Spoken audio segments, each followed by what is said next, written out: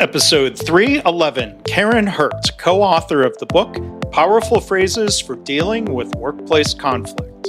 Being able to talk about your mistakes is one of the most important things. I'm Mark Graban. This is My Favorite Mistake. In this podcast, you'll hear business leaders and other really interesting people talking about their favorite mistakes. Because we all make mistakes, but what matters is learning from our mistakes instead of repeating them over and over again. So this is the place for honest reflection and conversation, personal growth, and professional success. Visit our website at myfavoritemistakepodcast.com. To learn more about Karin, her books, and more, look for links in the show notes or go to markgraban.com/mistake311. Hi, welcome to My Favorite Mistake. I'm your host, Mark Graban. Our guest today is Karin Hurt. She helps human-centered leaders find clarity in uncertainty, drive innovation, and achieve breakthrough results. So she is the founder and CEO of Let's Grow Leaders, a global leadership development firm known for practical tools and techniques for human-centered leaders. She's a former Verizon wireless executive with more than 2 decades of experience in sales, customer service, and human resources. And she's also an award-winning author of 5 books, including her most recent, thank you for sending it to me, Karin, Powerful Phrases for Dealing with Workplace Conflict, What to Say Next to De-Stress the Workday, Build Collaboration, and Calm Difficult Customers. That is co-authored with David Dye. One of her previous books is Courageous Cultures, How to Build Teams of Micro-Innovators, Problem Solvers, and Customer Advocates. And Karin is the host of a popular LinkedIn show called Asking for a Friend. I think I'm going to be a guest there on that show. She's nodding yes. And she has an advice column called Courage Coach. And she was recently named by Inc. magazine as a top 100 great leadership speaker. So Karin, it's great to have you here. Thanks. Absolutely, thanks for being my pleasure. I'm really looking forward to our conversation. Yeah, I'm excited that you're here. I don't, hopefully you didn't feel like you're having to be courageous to come on here to talk about mistakes and culture. Being able to talk about your mistakes is one of the most important things. To reflect on your mistakes, to be able to talk about them so other people can not screw up the same way you did. So I'm a big fan of your approach to all of this, Mark. Okay, well, you're in the right place. So let's get right to it. I'm curious whether it's from your corporate days or with the work you've been doing in your company. What's your favorite mistake? It's so interesting. There were so many to choose from. Yeah. Since we have this new book out, I want to talk about one of the mistakes that's really relevant to dealing with workplace conflict. Mm-hmm. And, it was interesting. I was back in my Verizon days. So I was leading a 2,200 person sales team. And one of the things that I really care about, I care about it now, but I've always cared about it, is really developing people, giving them an opportunity, making sure that people aren't being discriminated against. This has been a passion of mine for my whole career. Yeah. So there was a situation on my team. So one of my guys, and so, I'm an executive. So we're talking about, there's this guy's 4 levels below in the organizational hierarchy. And he had applied for a job that he was so qualified for. Mm-hmm. I mean, he was a rock star. He was already running circles around this particular area, and he applied for a job in another department. And I am talking to the executive who has chosen not to hire him. And it is clear to me that he is discriminating against this Black man. Mm-hmm. He's like, well, he doesn't have the look. And I'm like, are you kidding? The look? Yeah. I mean, it was like every radar went up, right? Yeah. So here's the thing, Mark. I was right to be pissed off. Yeah. And I was right to advocate for this wonderful human being. Mm-hmm. And I screwed it up so bad. My mistake was, happened to be after hours. We had both had a glass of wine. And I said, how can you be so effing, and I used the real word, out loud, arrogant to not think that this guy is your most qualified candidate? Well, I was screaming at him in front of 10 different people. 10 different people you knew, or this is out Oh somewhere? yeah. Because I mean, I was so mad. Mm-hmm. But guess who got in trouble? You Me. did. Right? Because there was an HR person there, and then they're like, "This, Karen, you're creating a hostile work environment," like all the things, right? So, Yeah. And it was interesting because one of my direct reports was standing there too, and he took me aside afterwards. He's like, "So the thing is, I know why you did. I know why you were so mad, and you're right." But my mom said to me this when I was growing up. He was like, and he was also Black.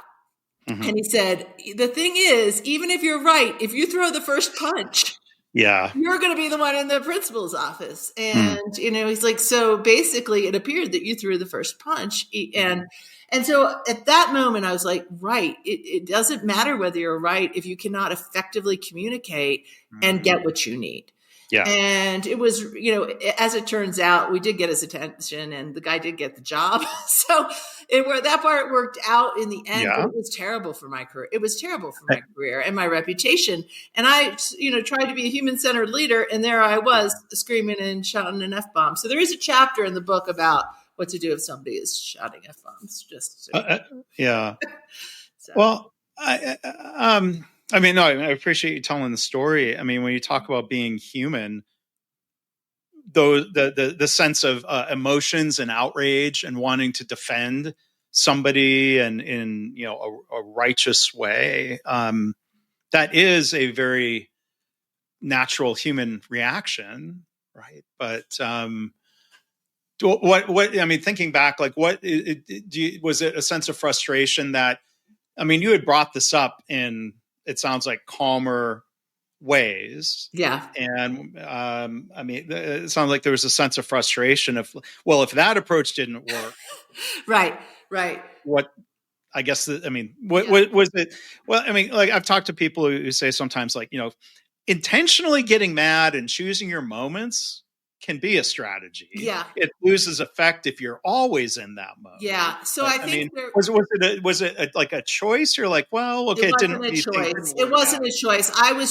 It was the way he was, because I had approached him and I said, what are you doing? Like, this guy, he's like at 250% of quota, selling the thing that you are an expert at. Like, he belongs here. And he was like, well, and it was, I think it was his responses felt so discriminatory. Like there was no logic. And what I should have done is taken a beat, calmed down, pulled him aside. So it was a one-on-one conversation without an audience. Right. So it was interesting in our World Workplace Conflict and Collaboration Survey, which is 5,000 people, 46 countries. We asked people to think about a workplace conflict that they had in the past and what advice would they give to their former self if they were faced with a conflict again. 55%. This is more than half of the people said they would stay calm. Right? Yeah. I mean, easy to say. But that's why we wrote the book, right? To give people the words and the approach to have more productive conversations. Yeah. So I think we can dig into a lot of that, but I'm curious to kind of close the loop on the story a little bit. You got the outcome that you wanted, and yes. I mean, do you think did the hiring manager see the light? Or, I mean, like, I'm curious, like, because a lot of times, like, people would double down or find a way to not cave in on that decision. Well, what happened was HR got very involved in this situation because they heard somebody from HR had witnessed the incident, right? The incident being the screaming incident. Right. And so when when they do an investigation, right? Like, why is this person screaming? Yeah. I completely laid out my case and I said, all right, do it.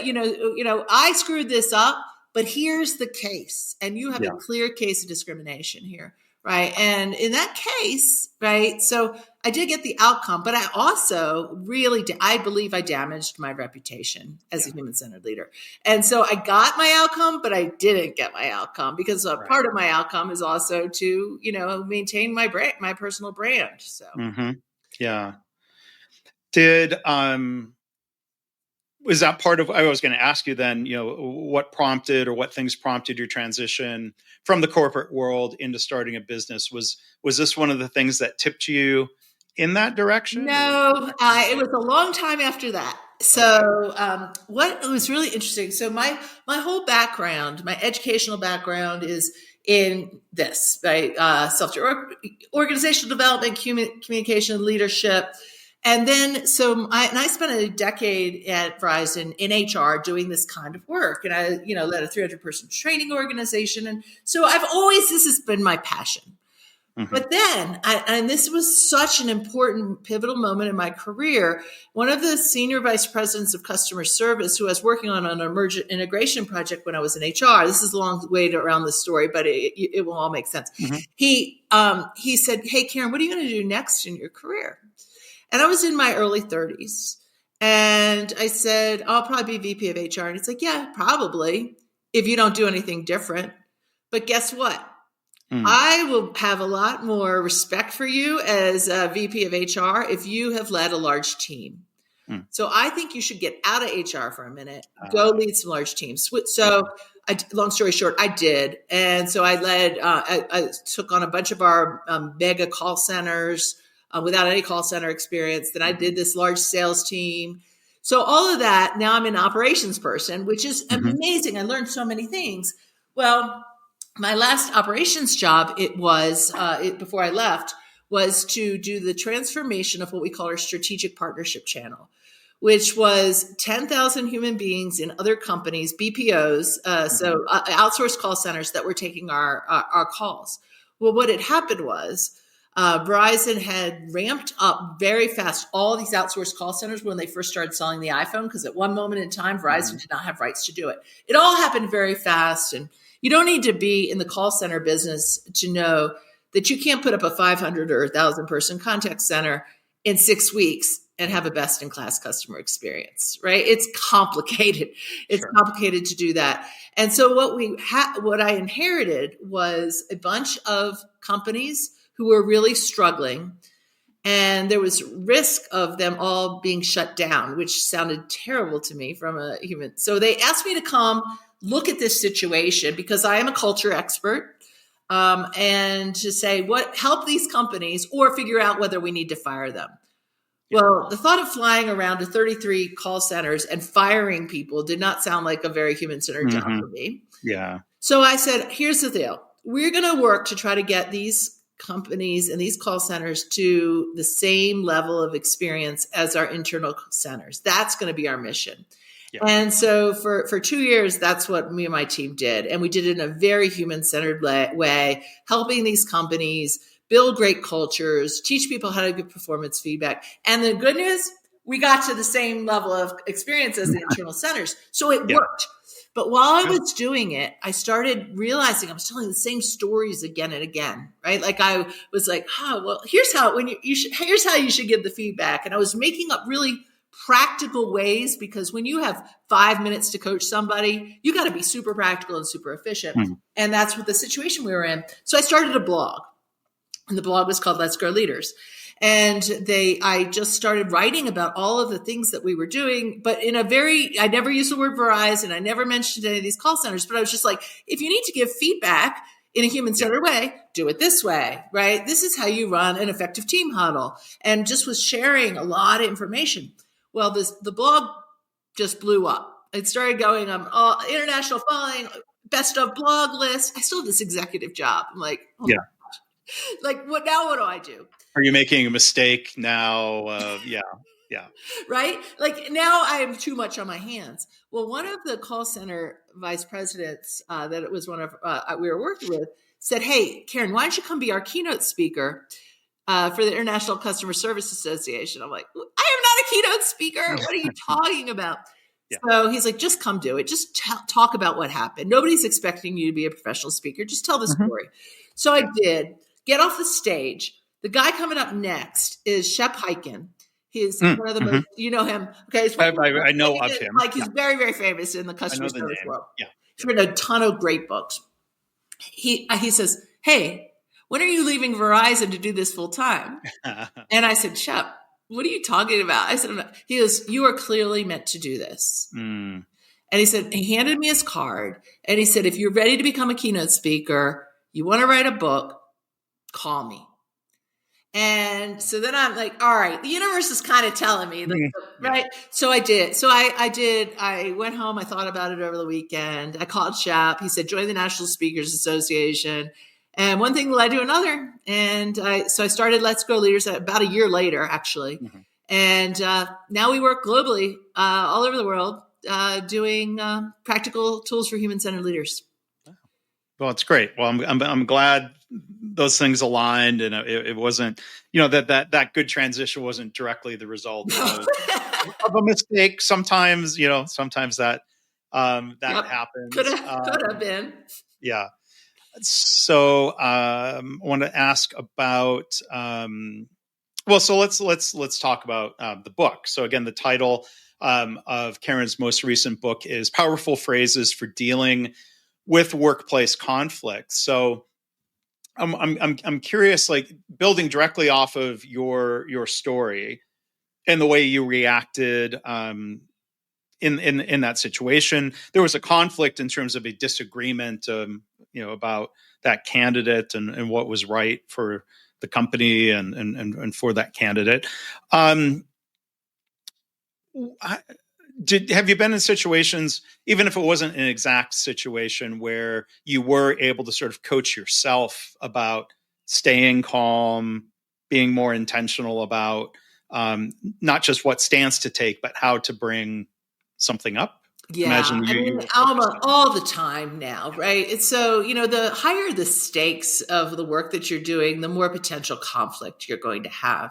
Mm. And so, one of the things that we really we'll be back with more of my favorite mistake in our programs, just we after teach this. It in our book, is to, when you are in a conflict, to pause and say, what is going on here?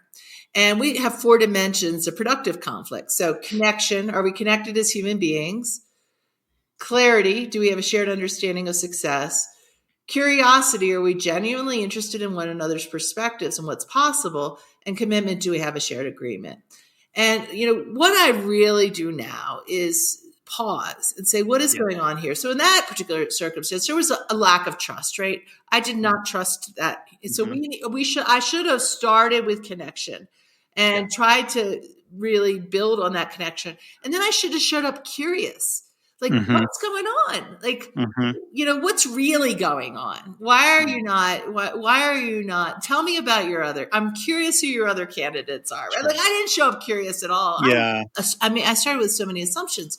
So I think that is the difference now. And, it's interesting, especially now with all this conversation around diversity, equity, and inclusion, and should we be talking about that? What are we allowed to talk about in certain circumstances? And I think that one of the real secrets of my success when I'm working with executive teams is I get in and I don't come in with an agenda of to be human centered, you must do these things. Tell me about your business. What's going on, right? And so that you are having any conversation you're having about people is in the context of the business outcomes. Yeah. And you can still accomplish all the things that you want to accomplish in terms of ensuring the right people are getting in the right roles and giving the right opportunities. But it's how you're having that conversation. I think for me, that is one of the nuances that I have learned over the years. Yeah. You make me think of the phrase as passed along by Coach Ted Lasso in the show, be curious, not judgmental. Yeah. I forget who what poet or writer he was attributing that to, but I mean, that scene in the show is poignant and, a good reminder for that situation and others, and to understand. Like, one thing I've tried to get better about is understanding, like, if I feel amped up about something, to recognize that, to acknowledge it, and make sure that energy is being used for good and not just getting myself in trouble. Yeah.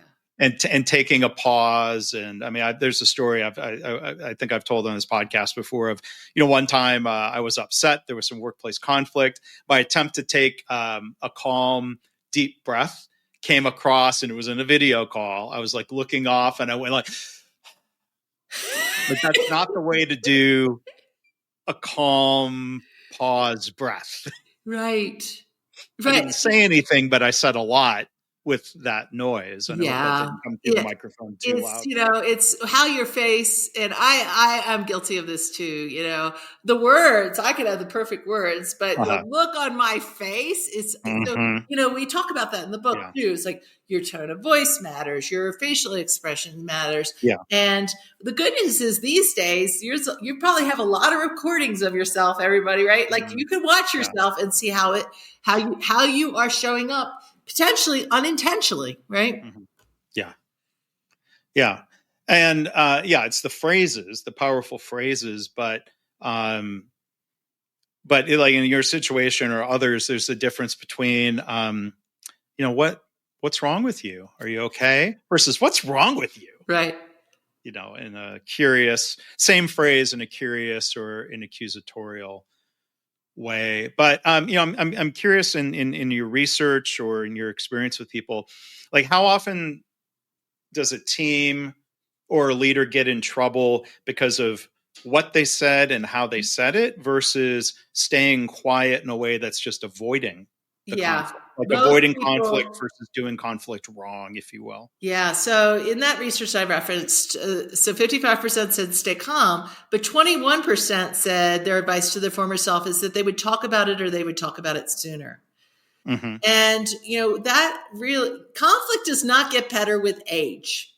And if we do not give people the benefit of having the conversation, we have the whole story in our head and of all the assumptions of what's going on. And the truth is we might not know. And so, we have a couple of questions that we talk about that we say, if you have a conversation that you would like to have, but you are avoiding it, ask yourself these 3 questions. Why does what you have to say matter? Mm-hmm. Why does it matter to the outcomes? Why does it matter to the relationships? Why does it matter to your career? What's at stake if you stay silent for all those things? Right. And then imagine that you've had the conversation. Now, you may not have gotten exactly what you need, but you have been heard. And then we ask people, and I do this in front of keynote audiences all the time. I say, okay, 1,000 people in the room. Imagine you've had the conversation. You may not have gotten everything you want, but you've been heard. What is the one word emotion that you feel? Now, Mark, you can probably guess what it is. Relieved. Yeah, I feel relieved. I mean, it's just like relieved. Everybody screams relieved, right? Well, that's what I want for all of your listeners on this show too, to have the tools that they can feel that sense of less stress and more relief because they've had a conversation and they feel confident and competent to have the conversation. Yeah. And I mean, I guess in a lot of cases, saying nothing pretty much guarantees you won't get the outcome that you're going for. Saying something gives you some chance. Saying something or saying the right thing the right way, the right tone and the right time can help. So, for example, a lot of people maybe get themselves in trouble because they're people pleasers. They don't want to say no, or they think they're going to get in trouble for saying no. So like one thing I thought, interesting, a section here on when you need to say no, even to your boss. What's your advice about how to say no to an additional assignment or an additional client, or saying no to anything in a way that doesn't damage your reputation or your career? Yeah, it's so interesting that you picked that one because I mean, there's all these chapters, right? And all the top, and that's the first one that you start with. And it is one that we're often brought in to talk about. Mm-hmm. And so where I would start is every time you were saying yes to something or someone, you were saying no to something or someone else. So what do I mean by that? You tell your boss, yeah, I can work late tonight. Well, you may be saying no to going to your daughter's t-ball game that you promised to go to, right? Mm-hmm. So we say start every no with a strategic yes. And what do I mean by that? All right, so let's take one that probably many of your listeners probably heard. Somebody's coming to you with a special assignment. Maybe it's somebody in another department, maybe it's a mentor, and they say, this is going to be so great for you and your career. This is going to be game changing for the organization and game changing for you. And you're like, I cannot take on a single more thing, right? Like they're not wrong. Like it is good, but I can't do it. So start by saying yes to something, saying yes. Exciting. I can see why this project is so important to our organization. And I would say you are absolutely right. It would be a great developmental assignment for me. Yeah. Yes. And not but, and. I was just going to, I noticed that you said and. And I've got to tell you, right now, I am working on this big strategic thing. And what is at stake if I do not get this right is this. So I'm going to have to say no to this project right now. And, but I don't want to shut the door. I don't want to shut the door for future opportunities. So please do keep me in mind, for things for the future. And who else might be a really great idea, a great person to do this person on my team who could have this be a developmental assignment. So you're saying, and this is really, really important if you're dealing with an idea person. So all right. So David Dye is my husband and co-author. Right. And so we do all of our work together, right? We write our books together. We build our curriculum together. We do a lot of the delivery together. We are in constant conflict all day long. Why? Because I am a big picture, fast moving person with lots and lots and lots of ideas. David is thank God, an operations person who works really hard to get at anything we commit to make sure we get it right. There is inherent conflict in there. David is saying, he says, I have 20 ideas for every idea that he has, but he has to say no to a lot of those ideas. Right. But he has learned that if he doesn't just say, no, that will never work. We can't possibly do that. We don't have enough time. We don't have enough resources. Our team isn't big enough. If he starts with that, it ticks me off. But if he says, wow, Karin, I can really see why you think that would be beneficial for the business. Now, and then he says, in order to do that would mean this. So he's not even saying no. He's like, in order to do that, we're going to have to say no to these other things. And then he puts it back on me. Do you want to prioritize this over those 5 things that we've already committed to? And of course I can't, right? They're committed to it. I'm like, yeah, you're right. Right. Yeah. But now we don't have conflict because we're making it. I feel like I haven't just been shut down. He's providing additional information that we can then make a decision together. Yeah, because hearing you describe it as we're in constant conflict, and it's not obvious, unless you get deeper into the bios that you're married. Like on the back of the book, I'm like, oh, it's 2 colleagues, and they have a different last name. My wife uses her maiden name professionally, so people sometimes, we haven't written a book together, but people don't always see that connection. That's a different mistake that could happen. But yeah, I mean, that sounds like people say like, well, that's a path to the business partnership breaking up, or oh my gosh, worse if you're married, you're working together in constant conflict. But you use this phrase productive conflict. It rhymes with a phrase I've heard from some different companies: constructive conflict or constructive confrontation. Yeah. I mean, it seems like the key is making it productive. Yeah. Conflict's not bad right? Conflict is not inherently bad. In fact, you need healthy conflict. That's where innovation comes from. Right. If we were in a situation and David was just like, well, for the peace of our marriage and our business, I am the CEO, right? So he could just be like, okay, whatever you want. We would not have the quality of programs that we do because it is that tension of, okay, let's move fast. Let's think big. Let's get it right. There is a tension, but in that tension, when we can work through that tension, that's when quality, that's when innovation, and it's the same on any team. You're going to have that conflict of people in different roles. And so the thing is, are your systems set up for constructive conflict? So I talked with Ralph Kilman. Does that name sound familiar to you?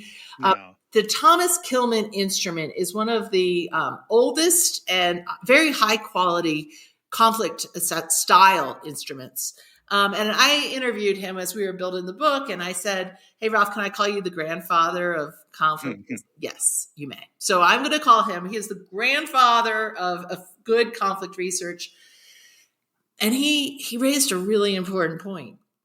You cannot try to solve organizational systemic conflict at an interpersonal level.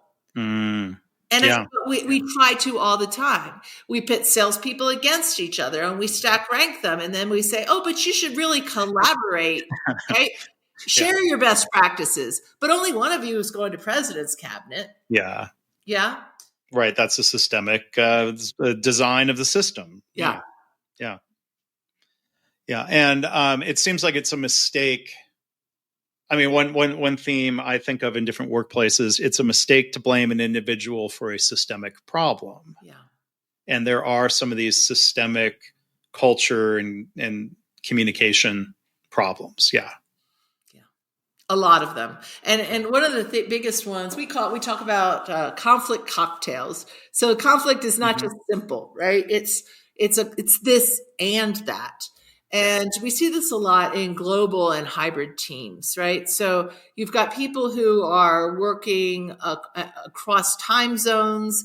They do not have the time to build those connections. I was talking to one client. He's like, Karin, there's only 1 hour that my entire team can actually get on a Zoom together. And with that, it's still 9 p.m. in India, right? So these are hard. This is hard to build real, true human connection and trust in an environment like that. So that's part of the conflict cocktail. I don't know you. So do I trust you? I don't know. I don't know whether to trust you or not. I don't know you. And then part of it is you've got matrix teams and matrix decision making, and I am being held accountable for things, but I don't necessarily have the empowerment to make all the decisions. All of that is complex. Yeah. And if we just say to, work it out, right? You two should get along better. You get paid the big bucks, work it out. But have we fixed all that other stuff? Yeah. Yeah. Well, I think those are the right questions to ask. You mentioned whether it's, time zones or anymore, there's so many more web meetings. Have you found, is it a matter of different phrases, or is there benefit to trying to de-escalate conflict or resolve conflict? Is it easier in person, if at all possible, as opposed to telephone or text or web meetings, virtual meetings? So interestingly, there is a researcher named Marshall McLuhan from the 1960s, and he's famous for the phrase, the medium, right? If you went to grad school and studied this, right? The medium is the message. And a medium is, so what does that mean? Well, it means that the channel that you use for your communication actually sends a message. And I thought it was fascinating when I learned it back in the early 90s in my master's program, but it's even more relevant now. So what we really talk about, and I have a keynote called, Courageous Leadership in the Age of AI, right? And as the conversation becomes more intense, and if you're watching this on video, my hands are going, I'm not listening, my hands are going bigger. The more intense the conversation, the wider the bandwidth of the channel you need. So what does that mean? It means that if I'm asking you if you can get a report done by 2:00 on Friday, I can probably do that in Slack, and it's not a big problem. But if I am going to address a major performance issue, or I'm going to put you on a performance improvement plan, I sure better look you in the eye, at least over video. If not, get on a plane and go have the conversation. Yeah. And what we're seeing, and you see this on TikTok all the time, is people are sharing examples. They're like, yeah, my boss fired me over Slack, or I got laid off over this. That's not truthful. Right. And we have to teach people how to use the technology well, to have the right conversations in the right way. So, Brene Brown says it's hard to hate people up close. And it's arguably my favorite sentence that she has uttered, because I really do believe that. And so the in-person gets you to, if you've had a hamburger with someone, right, you've probably had a chance to talk about their family. You've probably, and so that's why the in-person stuff matters. we're finding a lot with our programs. Of course, during the pandemic, everything moved to virtual. Mm-hmm. And then there's a lot of companies that are like, well, Karin, it's a lot cheaper to not have to fly everybody in to come to your workshop. And plus there's spaced learning over time. It's easier to do it that way if it's virtual. And what we're finding is that does work, but what works better is in person, then some virtuals, and then an end in person. So you're still getting that human connection. Sure. So you mentioned Brene Brown, and maybe a final topic here. I think of words, courageous and courage with her work. And your previous book was Courageous Cultures: How to Build a Team of Micro Innovators, Problem Solvers, and Customer Advocates. And I wonder sometimes, or what I want to ask you is, how to find the balance of encouraging people to be courageous, teaching them how to be courageous, how to speak up in ways maybe that are better received, encouraging people to be courageous versus back to the systemic culture question of like, if we can create an environment with higher levels of psychological safety, there's less danger. People don't have to be courageous. But I could see the argument from coming at it both directions. 100%. I'm so glad you brought this up. So Dr. Amy Edmondson, who's really considered to be the pioneer of psychological safety, she wrote the foreword to our book, Courageous Cultures. She's been a guest on this podcast, by the way. Oh, was she on the podcast? Yeah. Oh, wow. Congratulations. That's a great conversation to have. Yes, you guys should listen to that episode. Dr. Amy Edmondson. So she wrote the foreword. Sorry. Yeah, she wrote the foreword, and she says that psychological safety and courage are two sides of a very important coin. Both are needed in a complex and uncertain world. And, when you think about that is really how this has played out for us. So that book, Courageous Cultures, was really written for an executive audience. How do you really build a culture where, in a very practical way, where people feel safe to share their ideas, and not just any ideas, remarkable, usable ideas? And I have a TED talk on that too, TEDx on that too. But what we found as we went out is training the executives wasn't enough. You also had to provide training to the people in every role about how do they share their ideas in a way that they're going to be heard and listened to.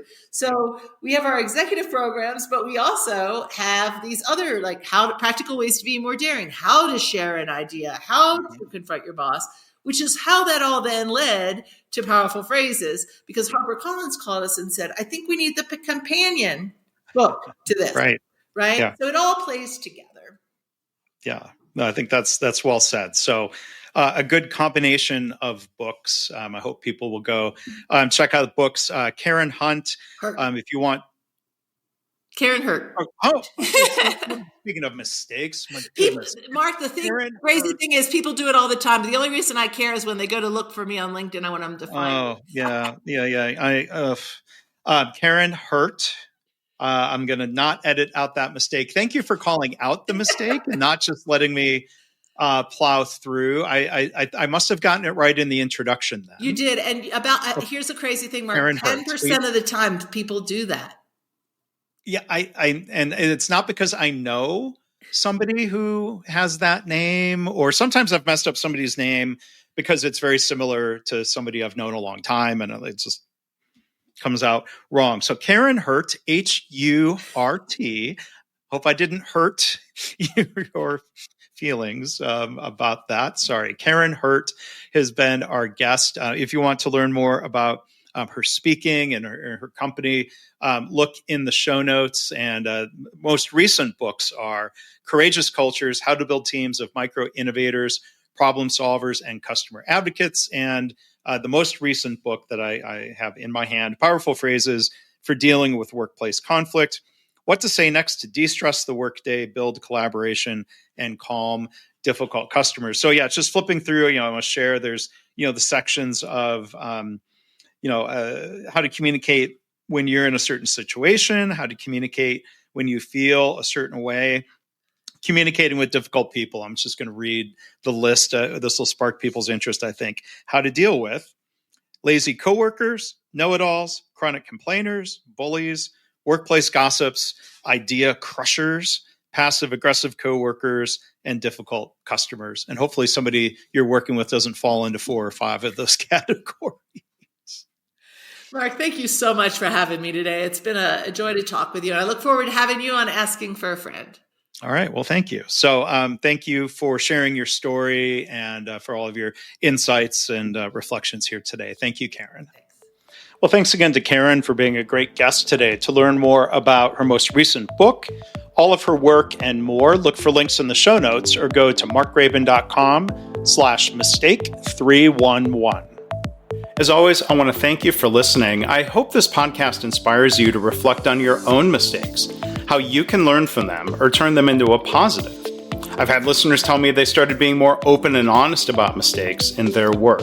And they're trying to create a workplace culture where it's safe to speak up about problems, because that leads to more improvement and better business results. If you have feedback or a story to share, you can email me, myfavoritemistakepodcast@gmail.com. And again, our website is myfavoritemistakepodcast.com.